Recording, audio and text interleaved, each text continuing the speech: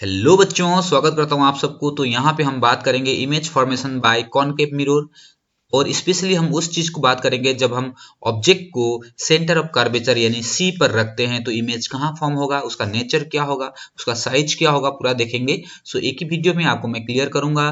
Video शुरू करते हैं। तो देखिए, अभी हम बात करेंगे। सो ये हो गया आपका कॉनकेव मिरर। ठीक है, कॉनकेव मिरर है। इसका ये अगर मैं ऐसा करूं तो ये बैक साइड हो जाएगा। कॉनकेव मिरर का ये बैक साइड हो जाएगा, आगे वाला फ्रंट साइड। तो मैं इसको पूरा डायग्राम ड्रॉ नहीं करूंगा। और ये हो जाएगा प्रिंसिपल एक्सिस। ध्यान से देखिए, इसमें से बहुत सारा टर्म को मैं आपको समझाते जाऊंगा। सो ये तो मिरर हो गया। ठीक है, सो ये क्या हो जाएगा, ये लाइन जो है principal axis. Okay, so principal axis के बाद में यहाँ पे एक जो डॉट मिला, ये डॉट को हम बोलेंगे पोल। ओके, ये इसका नाम है पोल, POLE पोल। और अगर ये पोल जो है, ये अगर लेंस के में होता तो ऑप्टिकल सेंटर हम उसको बोलते हैं। सो लेंस का बीच को ऑप्टिकल सेंटर बोलते हैं, लेकिन यहाँ पे इसको हम पोल बोलेंगे। ठीक है, सो उसके बाद क्या है, ये जो आपका डॉट है ये फोकस है और दूसरा वाला डॉट है सेंटर ऑफ कर्वेचर है। ठीक है, सो और यहाँ से आपको ध्यान रखना है, ये जो C और F के बीच और F और ये P के बीच यानी कि पोल का बीच का जो दूरी है हमेशा बराबर होता है। ठीक है, यानी कि C और F के बीच में 5 सेंटीमीटर है या फिर 2 सेंटीमीटर है तो F और P के बीच में भी उतना ही होगा, यानी कि बराबर होगा। ठीक है, अब हमारा कंडीशन क्या है, जब हम ऑब्जेक्ट को, ये जो अभी ये पिक्चर दिख रहा है आपको, ये ऑब्जेक्ट है। ऑब्जेक्ट को हम कहाँ पे रखते हैं, C पे रखते हैं। C पे हमने ऑब्जेक्ट को रख लिया। रखने के बाद क्या होगा, इसका इमेज कहाँ फॉर्म होगा उसको हमको देखना है। तो आप ध्यान रखिए, C से जब हम देखिए, ये एक रे है। देखिए ये क्या है, ये आपका जो ऑब्जेक्ट था, ऑब्जेक्ट से, कोई भी ऑब्जेक्ट से तो रे निकल के जाएगा। रे तो देखिए इस प्रकार से, मान लीजिए एक ऑब्जेक्ट मैं यहाँ रखता हूँ, इसमें से अलग अलग डायरेक्शन में रे चला जाएगा इस प्रकार से। चारों तरफ रे जा सकता है, इधर से रे बहुत सारा निकल के जा सकता है।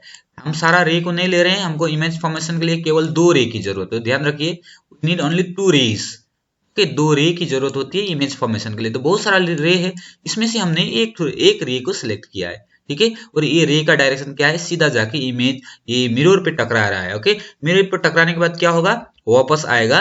ध्यान रखिए, जब कोई भी ray parallel to the principal axis, ये जो है प्रिंसिपल एक्सिस है, ये जो ब्लू कलर का जो है प्रिंसिपल एक्सिस है, प्रिंसिपल एक्सिस के समांतर यानी कि पैरेलल होता है। तो यहाँ पे मिरर में टकराने के बाद क्या हो जाएगा, एफ से पार होके आना है, ये नियम है। ध्यान रखिए, वहां से आप पार नहीं कर सकते। जो भी किरण जो है प्रिंसिपल एक्सिस के समांतर है यानी कि पैरेलल है, तो मिरर में टकराने के बाद कहां से पार होना पड़ेगा, उसको एफ से ही पार होना पड़ेगा, दूसरा जगह से पार नहीं हो सकता है, क्योंकि नियम है। Okay, the ray which is parallel to the principal axis after reflection it should be pass from the focus से पार होना पड़ेगा। तो एक रे इधर से लेके गए, वापस टकराने के बाद कहाँ आया, ये वापस डायरेक्शन से एफ से होके वापस आ गया। ठीक है, मैंने बोला था आपको एटलीस्ट हमको कितना रे चाहिए, 2 रे चाहिए इमेज फॉर्मेशन के लिए। ध्यान रखिए, एक रे तो हो गया, एक गया वापस आ गया।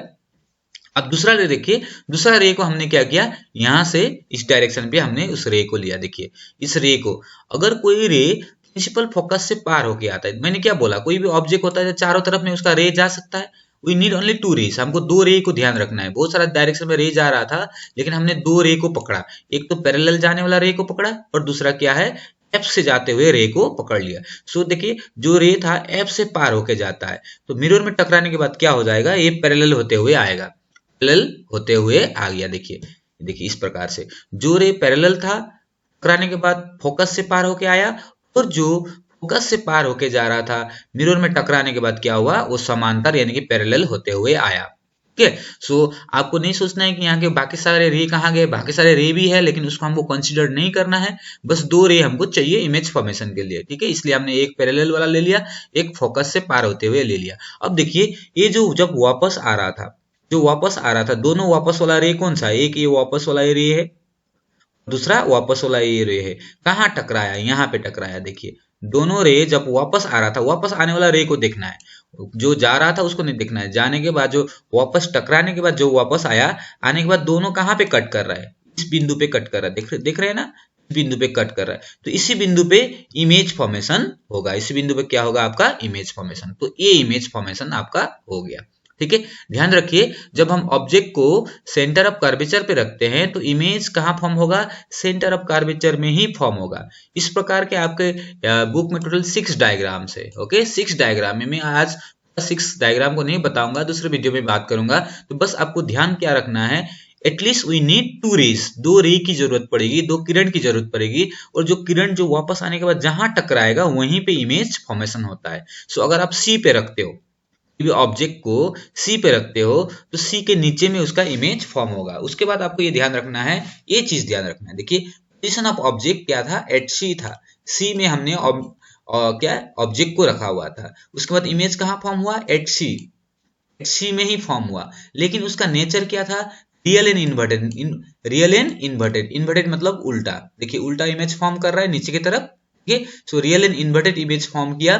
तो हमेशा ध्यान रखिए, जब भी इन्वर्टेड होता है ना वो रियल होता है, इन्वर्टेड हमेशा रियल के साथ में आता है, ओके। उसके बाद साइज क्या था, same size of the object, okay. Image जो था, ये जो इमेज फॉर्म किया, इमेज का हाइट अगर 3 सेंटीमीटर है, मान लो 3 सेंटीमीटर है, ओके, तो ऑब्जेक्ट का हाइट भी 3 सेंटीमीटर ही होता, ठीक है, उतना ही होता। अगर का 3 सेंटीमीटर होता ऑब्जेक्ट का, इमेज भी 3 सेंटीमीटर, दोनों बराबर होंगे। यानी कि अगर आप कोई भी ऑब्जेक्ट को सी पे रखोगे तो उसका जो इमेज फॉर्मेशन होगा, इमेज फॉर्मेशन का हाइट भी बराबर होगा, same size of the object. तो इस प्रकार से आपको, ये हमने बात किया कॉनकेव मिरर में इमेज कैसे फॉर्मेशन करता है, ठीक है। आशा करता हूँ बच्चों ये आपको समझ में आया होगा।